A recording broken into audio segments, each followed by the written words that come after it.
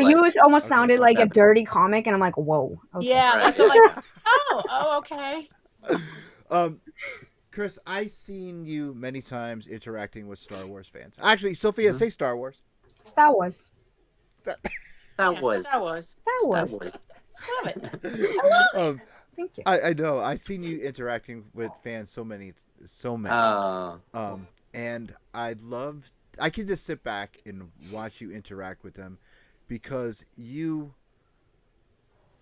not Absolutely, only do you Ryan. sit there and interact with them, but you teach them how to move in their oh, cosplay. You say, no, oh. you got to move this way. You have to move like this. And they're like so captivated by you because you leave your Oh. table. Katie, like I said, give the money to the lady. She's sitting there doing the business, and you just Yep. leave, and you come. I don't leave. I stay close to my table there. Hmm. Well, it's not like Yeah, you take what off. I Yeah. mean is, you go. Interact. Yes, you leave from behind the table. You come forward, Hmm. especially to the little kids. You get down. You okay? No, you got to hold the gun like this. You got to move like this. You got to move like this, Yep. and you just move your body, and you're so animated. And every time you Oh. share the stage, whether it be for a cosplay contest, for a Mhm. panel, you interact with your audience, and Mm. you're teaching, not just talking. What was the This one's for Katie. Albatross. Nice. Oh, Albatross. Pineapple. Sorry. pineapple? What was the? Let me see if I can. Genesis. The No. inspiration. Oh. Yeah, what was the inspiration that you got to actually sit down and start interacting with your fans that way? Well, great question. It is one of the most fun things that I love to do at these Comic Cons is one, I'm an entertainer.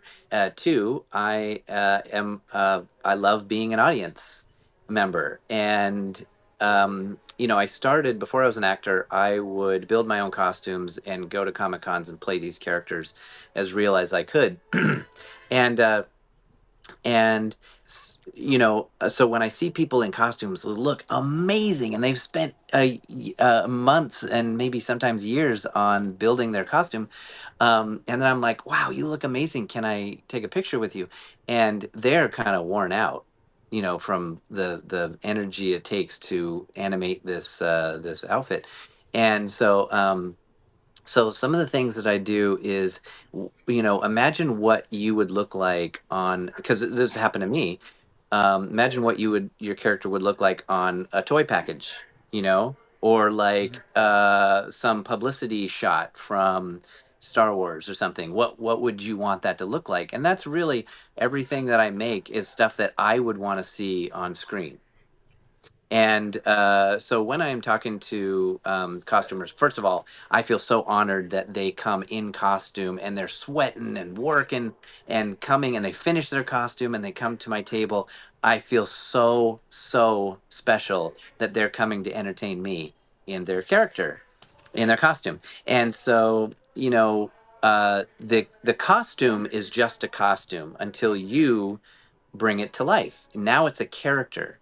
And so I try to work with them to build their character.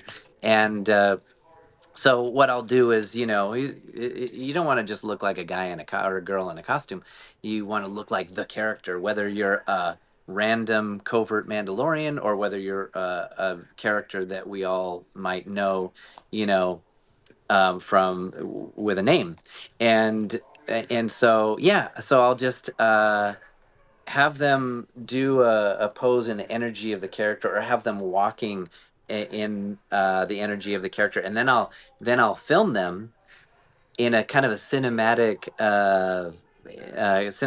camera move, and then I show it to them and I go, look how awesome you look as the character. And I love to be part of the moment where they realize, oh, I'm not just a person in a costume. I can play the character in a convincing way in this little moment where they're acting and they're bringing this costume to life. And so I'm not doing anything that they wouldn't eventually be able to figure out on their own. But I want to showcase the work that they've done in real life, as opposed to just a hunk of plastic velcroed to a body. You know what I mean? Right. Yep, yep. Yeah, that I makes get it. sense. I like that. So How do you? that's what I'm doing. There's a few Okay, so comments. okay, go ahead. All right. So, Guy says, "What's the most embarrassing thing that's ever clanked or fallen off your suit right before director yelled action?" Most of the embarrassing stuff happens after they yell action because Oh. welcome to being an actor. And so like one time, if you go back and watch Mandalorian season one, I think it's episode 7, where I am the bartender droid for in the cantina, where the client, played by Werner Herzog, says, "I would like to see the baby." That Yes. episode, and Grief Karga says, "Oh, he's the baby sleeping." And so then there's this huge shootout because Moff Gideon arrives with his death troopers and they shoot up the whole cantina and stuff. And this is my bar, people. Okay, I'm the droid who run this bar, and what's supposed to happen is I'm delivering the drinks to the table during the shootout, and the gag is that I'm still making my way to the table Yes. while blaster bolts are going flying and stormtroopers going over tables and all this stuff. Um, what's supposed to happen, what does end up happening in the show, is the very last shot somehow ricochets off a table or whatever and hits me, and I fall down right in front of the camera. Okay, which is where a comfy stunt pad is waiting, just out of shot. While we're filming this, we did it like 7 times, no problem. We rehearsed it. I made it to my spot. Everyone moved just how they're supposed to move, flying over tables or whatever. And then they rigged the whole set for pyro. So now it's going to be live. There's going to be actual explosions and fire going off and stuff. And and when I did it, when we filmed it, I bumped into one of the stormtroopers Oh, because he did something different than what we had rehearsed. I bumped into one and I fell on the hard ground in this fiberglass costume Oh, on my back, and I wasn't where I was supposed to fall or anything like that. And I just it was embarrassing because I lost my balance and I messed up this symphony that was happening. oh, And they go cut, cut, cut, and Deborah Chow and John Favreau. I'm looking up at the sky, and I see these two faces, intersect right in front of me, and it's John Favreau and Deborah Chow, and they were like, "Chris, are you all right?" And I said, "Oh, I think I just need to take a little break for a second, because it's like being in a car wreck because you're in a fiberglass costume with no padding, oof. and you're falling on the hard ground." And they're like, "Yeah, yeah, yeah, that's fine." And so they helped me up, and I said, "Well, uh, but how did it look?" And they go, "Oh, look great! It was fantastic.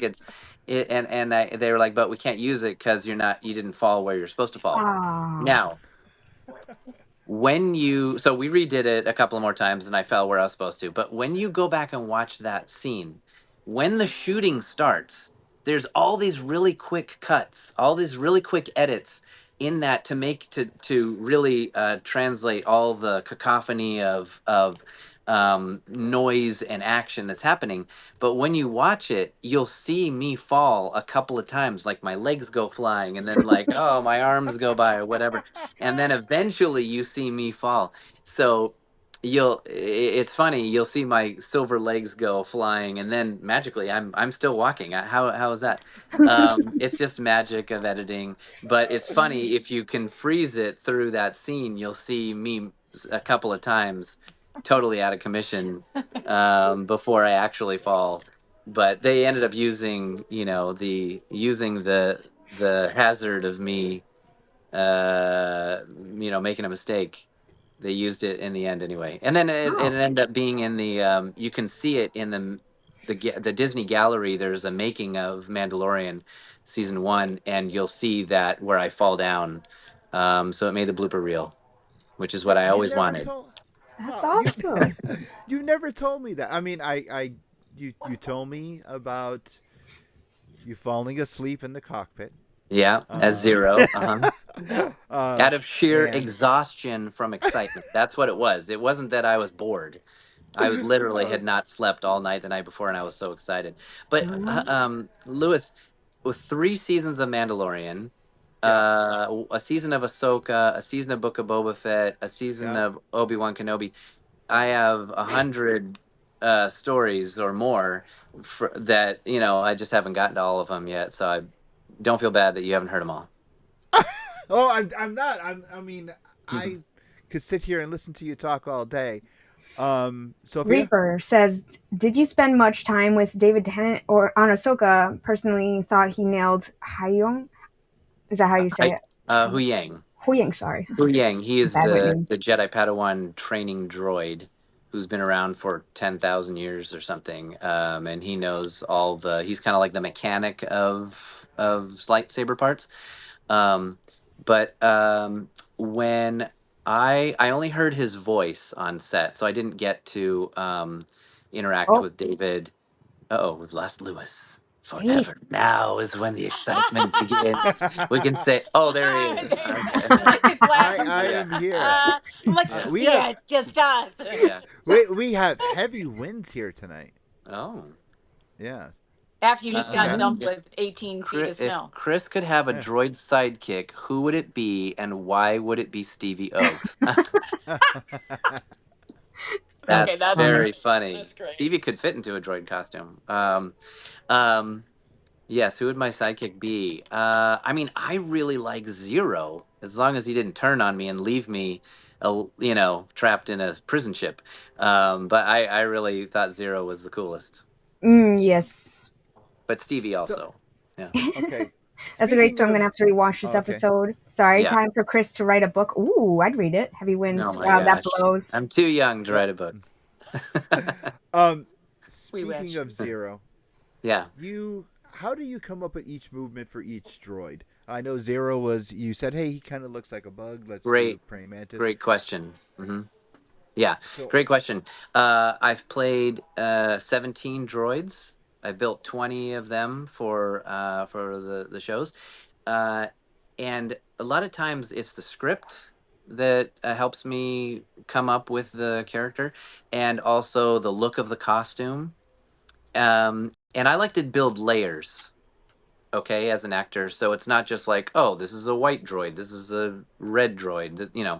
I like to build layers. So like you mentioned, Zero. Zero is a former Imperial droid. He's a former Death Star droid. He's a newer model. I learned that from Dave Filoni. But he's a bounty hunter. He looks like a bug. What else can I bring to that that would add another layer? So, because I like all my characters to have layers to them, just like real people. Another example would be like in Book of Boba Fett. It was a real quick scene during that infamous scooter chase. I am the traffic droid crossing traffic and almost getting run over, right? mhm. Um, he's super weathered, very dirty, grimy, greasy, leaky oil everywhere. I figured he's probably been around for a long time. He's been in and out of salvage yards, and he's probably got doesn't have the best connections in his joints, so he's a little more loose, in his movement than maybe C-3PO would be. That's that's one way I came up with that. Hmm. Other examples are I'm trying to think of other droids that I've played. Well, Yeah, well, and there's another character that I played, which was the ferryman in the first scene in the first episode. He's got the goggles and the snout yeah, out on the ice, calling over speeders. Um, I thought, and this is really the job of an actor, is to bring ideas to the character and not have to wait for the director to tell you, okay, I want him to talk like this, I want him to act like this and move like this. So I was like, he's been out on the ice a long time. He's probably very lonely. He takes pride in his work. Uh, he's very cold. He's probably in a little bit of a rush so he can get back into the igloo or whatever. Um, and I started thinking of like, oh, what would he sound like? He could sound like old Soviet used car salesman. He deals